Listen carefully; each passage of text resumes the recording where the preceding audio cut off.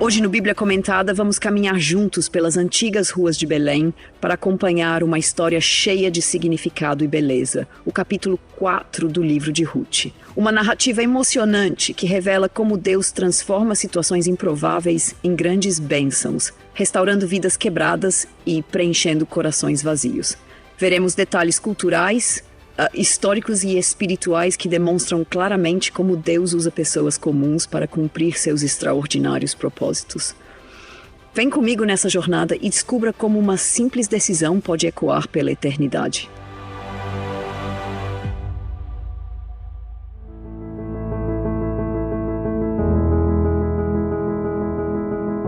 Vamos juntos caminhar pelos caminhos antigos, pisando as ruas empoeiradas da pequena Belém. Imagine só um dia ensolarado, céu aberto, gente indo e vindo, os sons da vida cotidiana preenchendo o ar com um burburinho constante. Agora, venha comigo até as portas da cidade, aquele ponto estratégico onde aconteciam as grandes decisões. Não é como hoje, onde se resolve tudo num cartório ou num escritório bem refrigerado. Naquela época, o portão da cidade era tribunal, fórum e cartório, tudo junto ali mesmo, ao ar livre, diante dos olhos curiosos do povo. É nesse lugar que encontramos Boaz, um homem íntegro e respeitado, caminhando decididamente para resolver um assunto importantíssimo. Boaz estava decidido a resolver a situação de Ruth, a jovem viúva moabita, e de sua sogra Noemi, que haviam retornado para Belém após tragédias pessoais que lhes tiraram tudo. Como era costume naqueles tempos, ele precisava resolver o assunto diretamente com um parente próximo, alguém que tinha o direito de resgate antes dele. Por isso, Boaz se senta junto às portas da cidade e espera. Não demorou muito e o tal parente apareceu, passando despreocupadamente por ali. Com cortesia e seriedade, Boaz o chama. Fulano, vem cá, senta aqui. Esse fulano não é citado pelo nome no texto bíblico, e isso é proposital. Parece que o escritor bíblico preferiu deixar ele assim, no anonimato, talvez para enfatizar que por ter se recusado a fazer o que era correto, sua identidade não merecia ser lembrada. Era uma espécie de ironia silenciosa, um contraste claro entre a honra do homem justo e o anonimato daquele que não assumiu seu papel. Bem, voltando ao cenário, agora os dois estão sentados, cercados por 10 anciãos da cidade que funcionavam como testemunhas oficiais. É um tribunal informal, mas levado muito a sério, cada detalhe importava. Nesse cenário, Boaz, com uma voz firme e clara, começa a explicar o que estava acontecendo. Noemi voltou das terras de Moabe e está vendendo um pedaço de terra que pertenceu ao nosso parente Elimeleque. Perceba que, naquela época, a terra representava muito mais do que bens materiais. Significava herança, continuidade familiar e bênção divina. Era algo sagrado. O terreno em questão pertencia à família de Elimeleque, marido falecido de Noemi. A prática comum, estabelecida claramente nas leis mosaicas, especialmente lá em Levítico, capítulo 25, versículos 25 a 28, dizia que quando alguém empobrecesse e precisasse vender sua propriedade, um parente próximo deveria comprá-la, garantindo que aquela terra permanecesse sempre dentro da família. Era o chamado direito de resgate. Um cuidado que Deus estabeleceu para proteger as famílias em Israel de perderem completamente suas heranças e identidade. Não era só sobre propriedades, era sobre vida, dignidade e o cuidado de Deus com seu povo. Boaz então declara diante de todos: decidi te informar disso, para que se quiseres resgatar, resgates. Mas se não quiseres, diz-me para que eu saiba, porque não há outro senão tu que tenha o direito antes de mim e eu depois de ti. Aqui fica clara a honestidade e integridade de Boaz, cumprindo cada passo da lei de forma transparente e honrada. Ele não está tomando atalhos, não está buscando vantagens, ele está protegendo o nome, a herança e o bem-estar de uma família sofrida. É interessante como Boaz não força a situação. Ele deixa espaço para que a vontade de Deus prevaleça através das ações humanas. Num primeiro momento, o parente diz rapidamente: sim, eu resgatarei. Mas calma aí, nem tudo é tão simples como parece. Aqui há uma tensão sutil na história, um suspense típico dessas narrativas hebraicas. Boaz então acrescenta mais detalhes, esclarecendo do que aquele que resgatasse a terra também deveria casar-se com Ruth, a moabita, para suscitar descendência ao falecido marido dela, Malom, filho de Noemi. Esse detalhe muda completamente a conversa. Não era mais só uma compra simples. Agora envolvia um casamento, um compromisso de longo prazo, cuidar de Ruth, uma estrangeira, e ainda garantir descendência para outro homem. Aqui fica claro como Deus trabalha nos pequenos detalhes, preparando o terreno para algo muito maior. Percebendo a responsabilidade e a complicação, o parente recua, dizendo: então não poderei resgatá-la para não prejudicar minha própria herança. Observe bem, nesse momento, como ele está preocupado exclusivamente consigo mesmo. Ele teme misturar sua herança, teme os custos pessoais, não pensa na misericórdia, na justiça ou na bondade. É uma atitude egoísta, contrastando diretamente com a generosidade de Boaz. Este contraste é intencional, nos ensinando muito sobre caráter e compromisso com os valores divinos acima dos valores terrenos. Naquele tempo, para oficializar qualquer negócio ou acordo em Israel, havia um costume curioso. O homem tirava o calçado e dava ao outro. Isso representava o ato de transferir o direito de propriedade ou resgate. Para nossa cultura pode parecer estranho, e é mesmo, vamos admitir. Mas naquele contexto era algo tão solene e significativo quanto assinar um documento reconhecido em cartório hoje em dia. Era público, simbólico e memorável. Quem visse o homem descalço andando pela cidade saberia imediatamente que um acordo tinha sido feito. Esse costume está registrado claramente no texto bíblico, mostrando como Deus usa os hábitos e tradições humanas para estabelecer suas promessas e sua justiça. Aqui, especificamente, isso está descrito em detalhes. Em Israel, antigamente, era esse o costume relativo ao resgate e à permuta. Para confirmar qualquer negócio, o homem tirava o calçado e dava ao outro. Assim se confirmava a transação em Israel. Perceba como tudo isso não é apenas um detalhe cultural isolado, mas revela o cuidado de Deus em proteger e abençoar seu povo.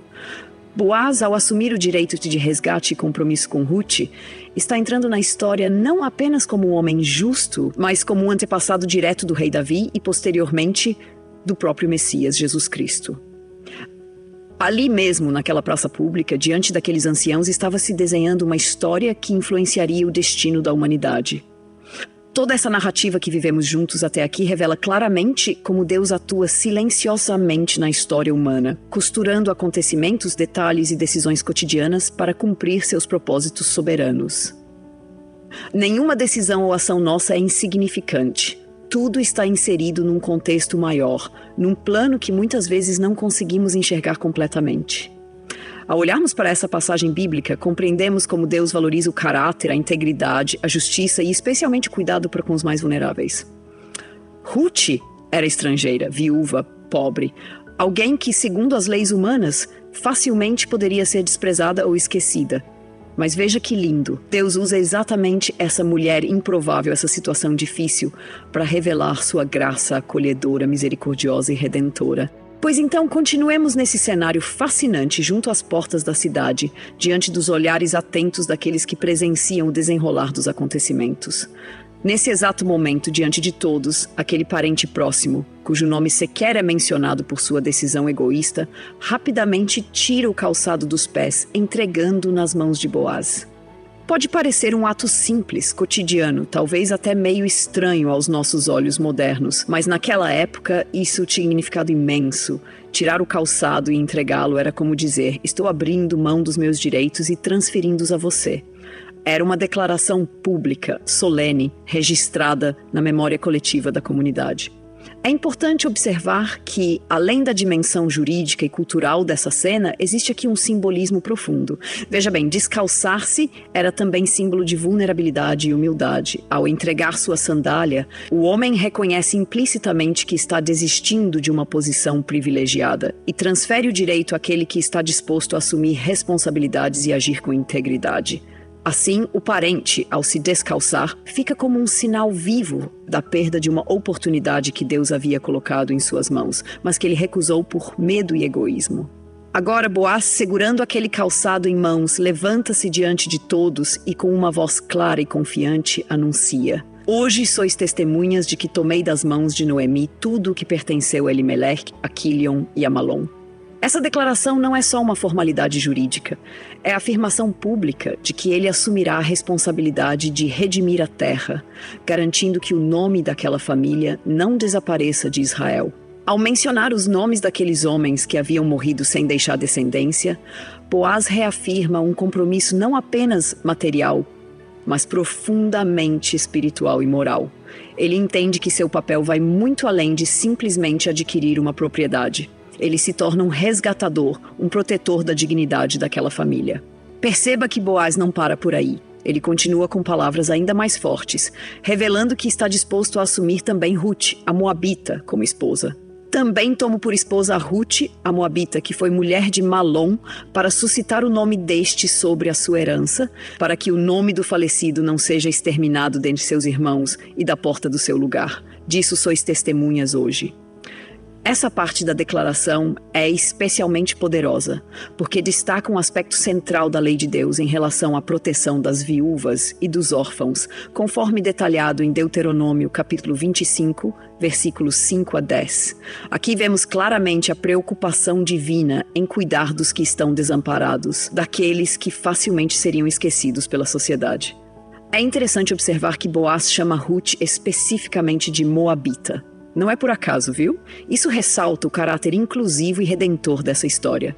A Moabita, uma estrangeira que tradicionalmente estaria excluída das bênçãos reservadas a Israel, agora está sendo acolhida integralmente, inserida no povo de Deus, não como alguém à margem, mas como parte essencial do plano divino. Isso ecoa a promessa feita a Abraão lá atrás, em Gênesis capítulo 12, versículos 1 a 3, quando Deus afirmou que através da descendência de Abraão, todas as famílias da terra seriam abençoadas. A inclusão de Ruth, a Moabita, aponta diretamente para essa promessa, mostrando o caráter universal e acolhedor da graça divina. Nesse instante solene, ao ouvirem as palavras sinceras e firmes de Boaz, todos aqueles que estavam reunidos, os anciãos, as testemunhas e as pessoas comuns que passavam pelo local exclamam em alta voz, como um coro unificado de bênção e aprovação: somos testemunhas!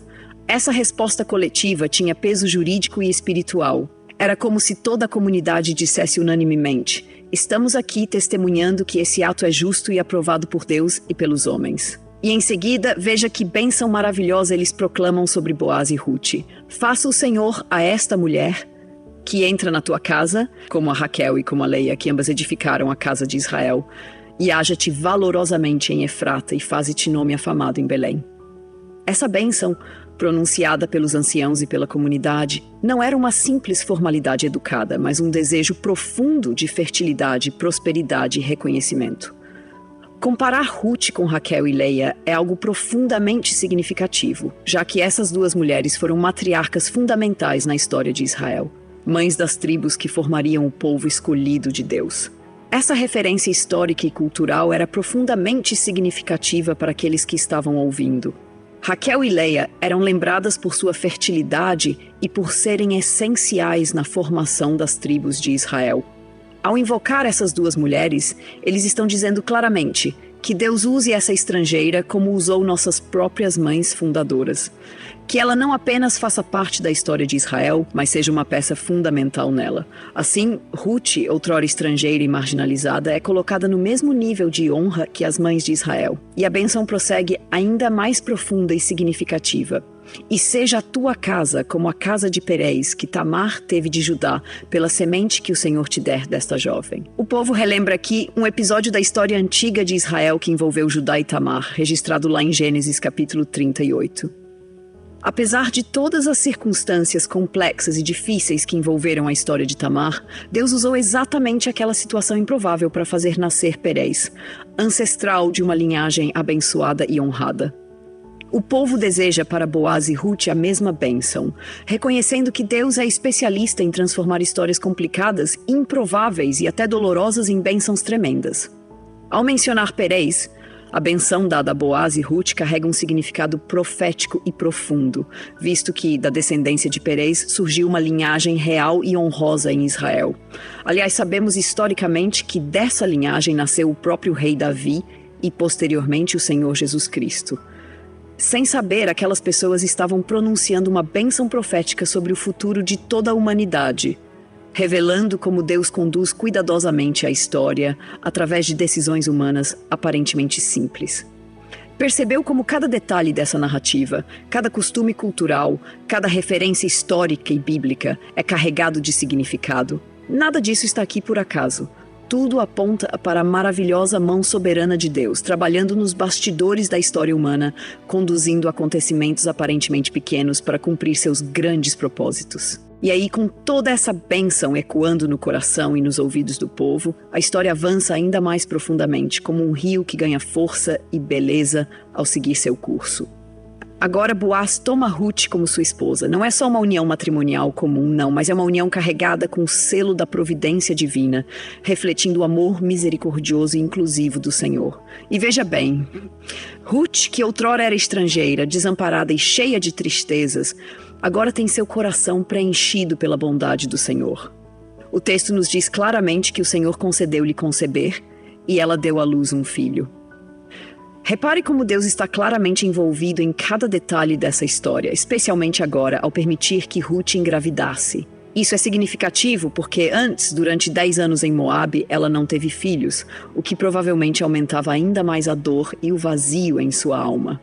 Mas Deus transforma cenários de esterilidade em campos férteis, desesperança em alegria, lágrimas em canções de celebração. É o modo dele agir desde sempre, transformando histórias difíceis em testemunhos de sua graça restauradora. Assim, quando aquele bebê nasce, as mulheres da cidade que haviam testemunhado a chegada sofrida de Noemi, quando ela retornou a Belém dizendo que voltava vazia e amarga, agora vêm ao seu encontro cheias de alegria e exclamam emocionadas: Bendito seja o Senhor que não deixou hoje de te dar resgatador, e seja afamado o seu nome em Israel. Veja só como a narrativa dá uma guinada incrível. Aquelas mesmas mulheres que tempos atrás presenciaram o retorno triste e doloroso de Noemi, agora reconhecem com entusiasmo que Deus havia revertido completamente a situação dela, trazendo-lhe esperança por meio desse precioso menino. O interessante é que elas se referem ao bebê como o resgatador de Noemi, apontando para a importância central da criança na restauração da dignidade e esperança daquela mulher que havia perdido tudo. É um paralelo lindíssimo, porque, em última análise, aquela criança representava o cumprimento do plano divino, a continuidade da família, a preservação do nome e a restauração da alegria na vida de Noemi. Elas ainda prosseguem dizendo: Ele será restaurador da tua alma e consolador da tua velhice, pois tua nora, que te ama, o deu à luz, e ela te é melhor do que 7 filhos. Observe bem o peso dessa afirmação. Na cultura daquela época, ter filhos homens era considerado uma bênção imensa, e ter 7 filhos era símbolo máximo de bênção e plenitude. Portanto, dizer que Ruth valia mais que 7 filhos era o maior elogio possível, destacando seu caráter exemplar, sua fidelidade e seu amor sacrificial por Noemi. Deus está dizendo algo muito forte aqui. O verdadeiro valor não está simplesmente no número ou gênero dos filhos, mas na fidelidade, no amor e na entrega pessoal. Ruth representava o ápice dessas virtudes, e isso a tornava mais valiosa que uma casa cheia de filhos. Então, num gesto profundamente simbólico, Noemi toma a criança, coloca em seu colo e passa a cuidar dela. É uma imagem extremamente tocante e cheia de significado. A avó, que antes estava vazia, agora está plena, com os braços e o coração preenchidos pela nova vida dada por Deus. Ao colocá-lo no colo, Noemi assume não apenas o papel de avó, mas simbolicamente também de mãe, restaurando plenamente seu coração antes marcado pela dor e pela perda. As mulheres da cidade, emocionadas com a cena, proclamam: A Noemi nasceu um filho. Essa expressão, embora pareça simples, está carregada de significado profundo. Aquelas mulheres reconhecem que Deus havia restaurado integralmente a vida de Noemi através dessa criança. Não era apenas uma neta comum, era a prova viva do amor divino restaurador, um sinal claro da graça e misericórdia de Deus operando no cotidiano sofrido daquelas mulheres. E lhe deram o nome de Obed. Esse nome significa literalmente servo, ou aquele que serve. É curioso, porque esse menino já nascia com o peso simbólico de ser aquele que serviria aos propósitos mais altos de Deus. Obed não é apenas mais um bebê em Israel, ele é um elo fundamental na corrente da história divina, pois se tornará o avô de ninguém menos que o rei Davi, o homem segundo o coração de Deus. Aqui percebemos claramente como Deus conduz a história humana através de personagens comuns e simples, pessoas que talvez nem imaginassem o quanto suas vidas seriam importantes no grande plano eterno. A narrativa, então, apresenta uma genealogia detalhada, destacando claramente a importância da descendência que segue de Perez até Davi. Preste bem atenção nessa lista, pois ela não está ali por acaso. Estas são as gerações de Perez. Perez gerou Esrom, Esrom gerou Rão, Rão gerou Aminadab, Aminadab gerou Naasson, Naasson gerou Salmão, Salmão gerou Boaz, Boaz gerou Obed, Obed gerou Jessé e Jessé gerou a Davi. Genealogias como essa eram extremamente importantes em Israel, porque mostravam claramente como Deus mantém sua promessa através das gerações. Deus havia prometido a Abraão uma descendência abençoada, e aqui vemos a continuidade dessa promessa sendo cumprida com fidelidade impressionante. Veja ainda que essa genealogia é importante por várias razões. Primeiro, ela conecta a história aparentemente comum de uma viúva estrangeira e um agricultor generoso ao propósito eterno e grandioso de Deus. Segundo, revela claramente que o Senhor age na história através de pessoas imperfeitas e circunstâncias complicadas, transformando situações aparentemente impossíveis em bênçãos extraordinárias. E terceiro, ela coloca Boaz e Ruth diretamente na linhagem real de Israel, que futuramente resultaria no nascimento do Messias prometido, Jesus Cristo, o maior de todos os resgatadores. Além disso, vale ressaltar que, historicamente, essas genealogias eram guardadas com grande cuidado e precisão. Registros como esses garantiam que as terras, direitos e responsabilidades fossem preservados e passados corretamente de geração em geração. A arqueologia bíblica confirma que listas genealógicas como essa eram comuns no Oriente Médio Antigo, gravadas em tábuas e pergaminhos e guardadas com grande zelo como prova de herança e identidade familiar. Portanto, não se trata apenas de um detalhe religioso ou espiritual, é também histórico, arqueológico e cultural, reforçando a veracidade e a confiabilidade das escrituras. A trajetória, desde Perez até Davi, revela algo muito forte. Deus é fiel para cumprir suas promessas, mesmo quando as circunstâncias parecem difíceis ou improváveis. Ao escolher Ruth, uma moabita, e Boaz, um simples agricultor, Deus mostrou claramente que sua obra não depende do status social ou origem étnica das pessoas, mas de sua disposição em serem usados por ele.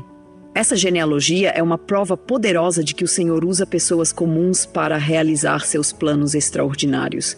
E perceba como tudo isso que vimos até aqui se conecta de forma bela e profunda à história maior da redenção divina. Cada detalhe, cada personagem, cada acontecimento aponta diretamente para o amor redentor de Deus, que escolhe agir por meio de situações cotidianas para revelar sua graça abundante. Em Obed, vemos um símbolo vivo de como Deus trabalha através do improvável para produzir algo glorioso, algo que impacta não apenas uma geração, mas gerações futuras e até mesmo toda a humanidade. Essa é a grandeza silenciosa do plano divino que ecoa ao longo das gerações. E é exatamente nesse ponto que percebemos com clareza como Deus escreve certo por linhas que aos nossos olhos parecem tortas. Quando olhamos para a história de Ruth, percebemos nitidamente o cuidado providencial do Senhor em meio ao sofrimento, à dor e às incertezas humanas. O texto bíblico não apenas registra acontecimentos, mas grita alto aos nossos corações sobre o amor imutável de Deus, sua misericórdia redentora e sua soberania perfeita em conduzir todos os eventos para o bem daqueles que o amam. No fim das contas, essa história linda, com todas as suas nuances e significados profundos, nos ensina algo importantíssimo. Deus nunca desperdiça nossas lágrimas, nunca ignora nossas dores e jamais abandona aqueles que depositam sua confiança nele. Quem diria que Ruth, aquela estrangeira aparentemente sem futuro em Belém, se tornaria parte essencial da linhagem do rei Davi e futuramente do próprio Salvador Jesus Cristo? Quem imaginaria que Noemi, que voltara amarga e vazia, experimentaria tamanha alegria ao embalar Obed em seus braços envelhecidos?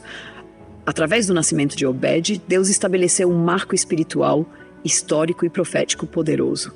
Esse menino representa não apenas a restauração de uma família específica, mas simboliza a esperança de Israel e aponta diretamente para o Messias prometido, aquele que seria o resgatador definitivo não só da casa de Noemi, mas de toda a humanidade. Afinal, Obed gerou Jessé, Jessé gerou Davi, e Davi gerou aquela linhagem real da qual viria o Cristo, o verdadeiro Redentor de todos os povos.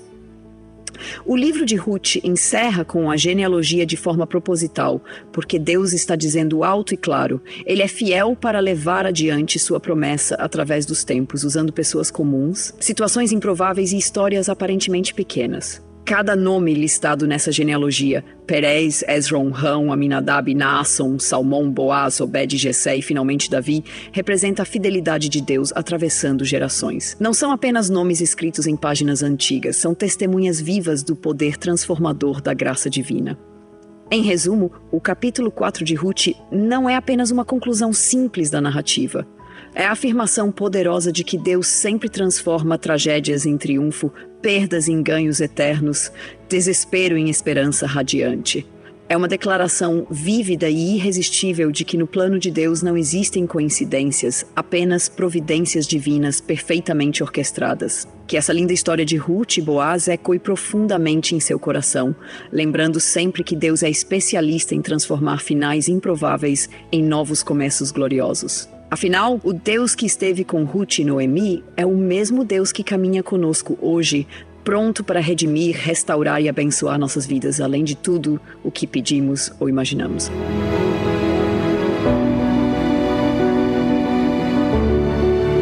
Texto e produção Douglas Vieira. Faixa por Pixabay and Inspire 90 BPM. Voz por ChatGPT 4.5 tipo Vale. Bibliografia, comentários expositivos Hernandes Dias Lopes, editora Agnus. Comentário bíblico Matthew Henry, editora CPAD. Antigo e Novo Testamento interpretado versículo por versículo Russell Norman Champlin, editora Agnus. Os Tesouros de Davi, Charles Spurgeon, editora CPAD. Chegamos ao final de mais um episódio do Bíblia Comentada. Foi bom demais ter você aqui comigo, mergulhando juntos na palavra que transforma e acolhe corações.